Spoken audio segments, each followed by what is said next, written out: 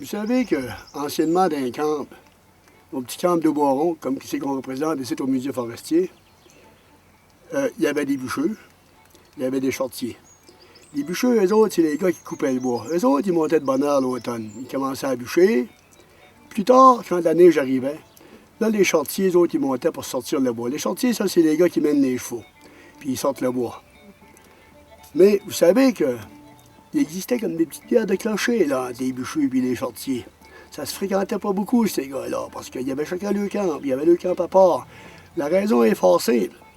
C'est parce que quand tu arrives avec ton joual le soir, ben, tu y mets une couverte sur le dos.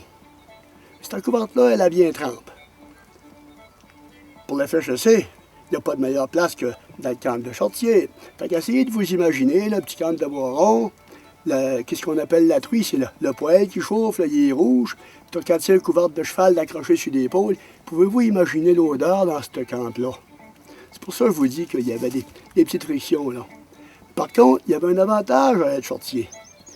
Parce que les charretiers, eux autres, il n'y avait pas de poux.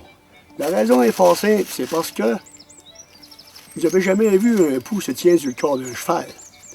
Donc, l'odeur des chevaux était tellement forte dans le camp des charretiers que les poux, ils ne restaient pas. Autrement dit, pendant que les bûcheux, là, ou comme je les appelle, là, moi, les martyrs, se grattaient là, la nuit, au moins, les charretiers, eux autres, ben, ils pouvaient dormir, même s'il y avait assez levé tôt, là, 4h, 4h15, eux autres, ils étaient debout pour aller soigner leurs chevaux. Parce qu'un cheval, le matin, il faut que ça mange 1h30, 2h, avant qu'il soit bon pour sa journée, pour être prêt pour sa journée d'ouvrage. C'était, comme on dit, le bon vieux temps.